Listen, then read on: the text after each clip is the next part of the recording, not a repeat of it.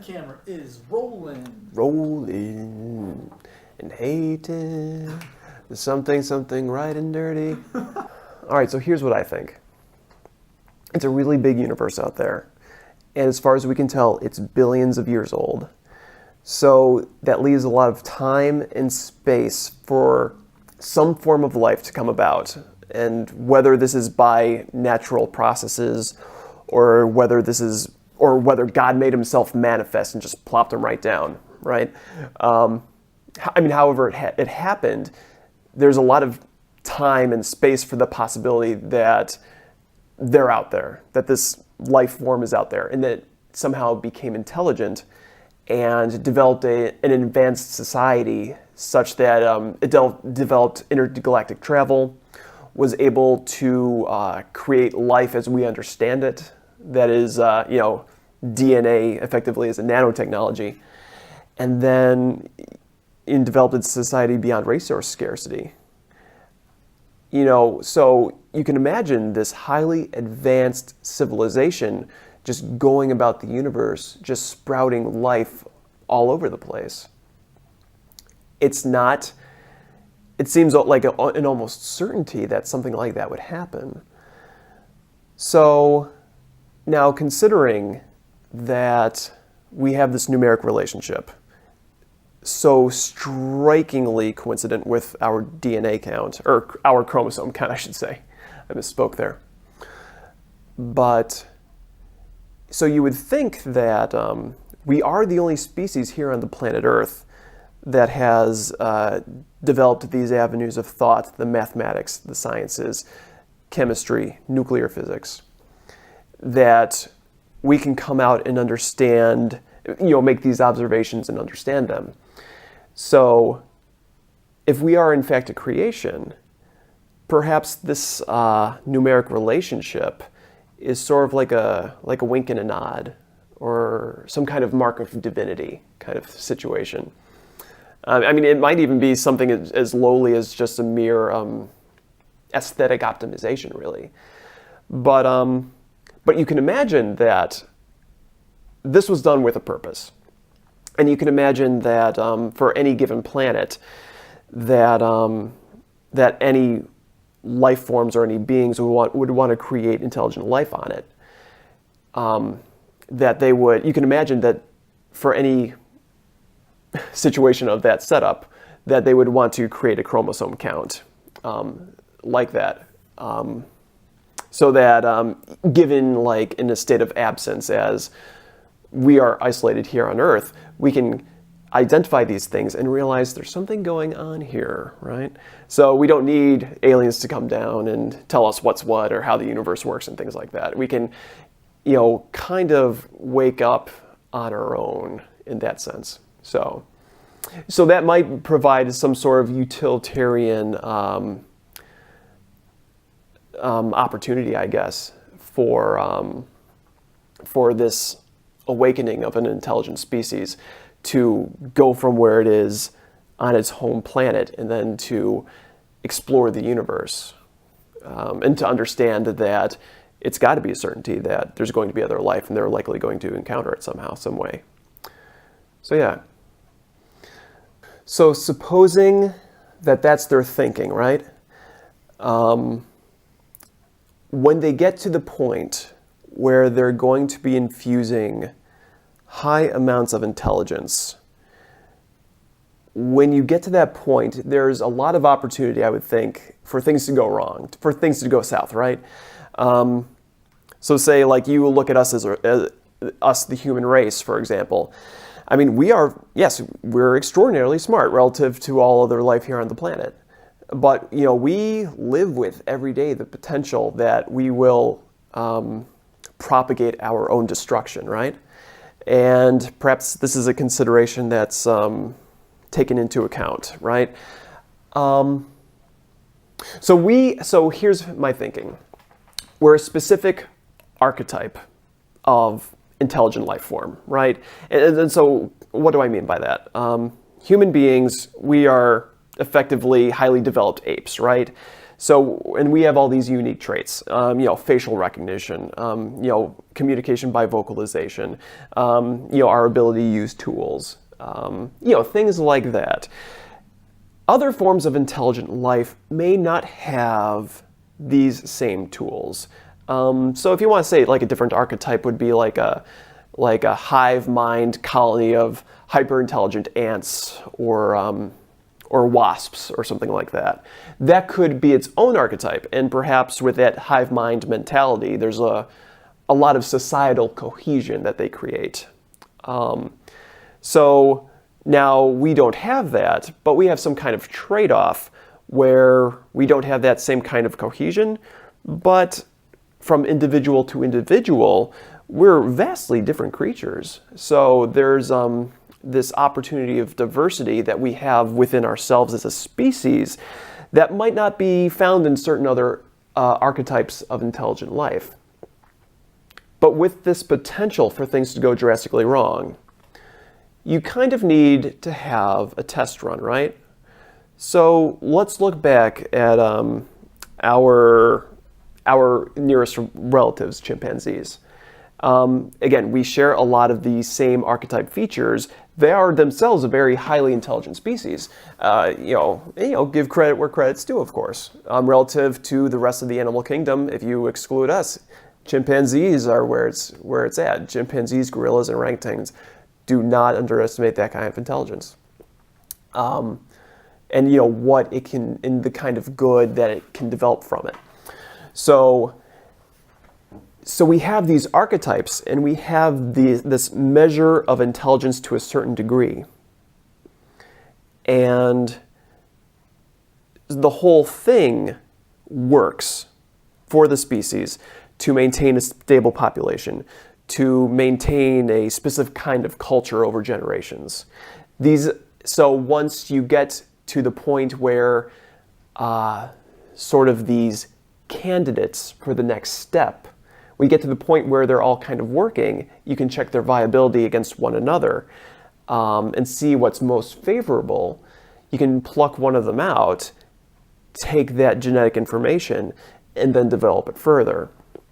And that's what I think has happened with us. If you look at the human species, relative to our genetic history, along the evolutionary tree, it's basically we fell out of that sucker and hit every branch on the way down, right? It's like I think we have 20, more than that even. I think we have at least 20 human-like species, along our lineage, since we've broken off from that point where we were essentially chimpanzees. Very kind of interesting how there's this immense diversity along that lineage. And what it leads me to think is that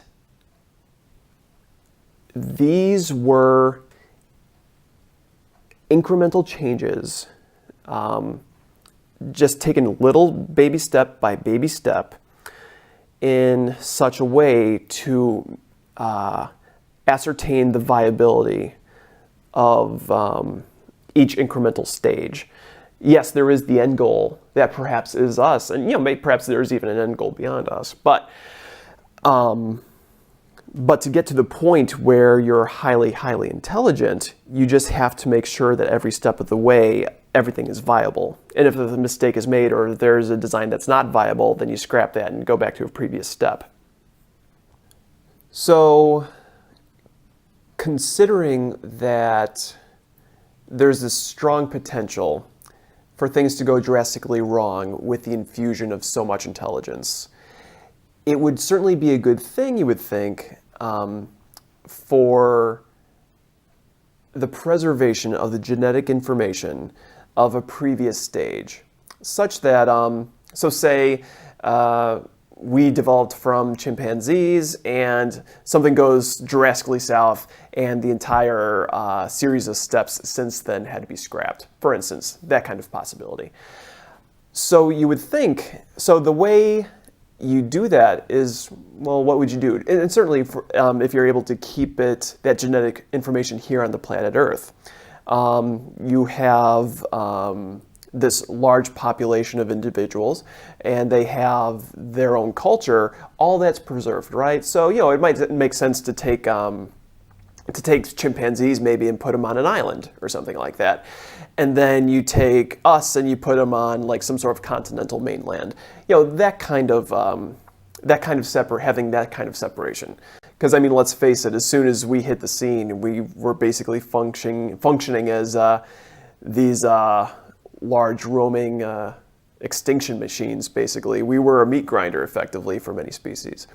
So, but you do want to keep that genetic information of the previous step intact. So here's my thinking, is that the fact that you have chimpanzees, gorillas, and orangutans, all candidates for that next step, all highly intelligent, and all adapted to an arboreal environment, right? So of course, that first step beyond that, we were taken out of the arboreal environment, and then our intelligence was developed later. So as our intelligence increases, the use of tools and all these things, causing other species to go extinct, because we are so poorly adapted for an arboreal environment, or the jungle, we would be inclined not to go in there and then not to muck about with that very important other genetic information. So yeah, that's also something that I was considering there. And then, now as far as the chromosome change, there might be a couple of reasons for that. You do have this possibility that you might have a couple of individuals venture into the jungle and encounter a chimpanzee or a gorilla or an orangutan, and you just never know what's going to happen. I'm sorry to say, I don't want to get any wrong ideas in your mind, but there's potential for genetic intermingling, I guess. And again, that's thoughts I don't really want to necessarily dwell on, but it is a consideration that you may want to take. So it might be the case that having this difference in chromosomes might play an integral role to preventing any sort of genetic intermingling of that nature. And it also might be an indicator of, like, say, a potential indicator of, like, make or model number, right? So any species roaming the universe, any intelligent beings roaming the universe, saying, like, understanding the rules, such that to say, oh, we want to propagate other intelligent species, and we want to have this 23 pair of chromosome count, right? So they'll go around the universe looking at other habitable planets, and then they'll identify species that are perhaps one away from that, up or down, as far as the actual count of pairings. And they'll think, oh, okay, this is a setup species. Now all we have to do is make the appropriate adjustment and then make those genetic changes to elevate this archetype to intelligence. And yay, we'll have another intelligent species to intermingle with and, like, perhaps trade or explore the universe or ponder the cosmos, things like that. Just kind of increase the diversity or complexity within the universe like that. So yeah, that's a thought I had on that. So here's another thought I had. So we have this immense diversity along our lineage, this diversity of different species along our lineage since our breakaway from the chimpanzees. And it leads me to think one of two possibilities is you have this species, perhaps you take one species, right, of intelligent life. I shouldn't say species, but I should say you take one group of intelligent beings, and they're here on Earth propagating all sorts of life, creating entire ecosystems of life, right? and then they set up chimpanzees and gorillas and orangutans to be candidates for that next step of intelligent development. So what I'm thinking is this. In one case, you could account for this immense diversity along our lineage as incremental steps because we had to be gotten exactly right. And that it was done so incrementally may be an indicator that at that time that we were being developed, nothing quite like us had been developed yet within the universe. Or if it was, then we have our own kind of sets of specific kinds of nuances, right? That's possibility one. Possibility two is that once you got to the stage where you had chimpanzees, orangutans, and gorillas, perhaps our development was delegated to another intelligent group of beings. So if you think about it, if we were intended to be elevated to go explore the universe, right?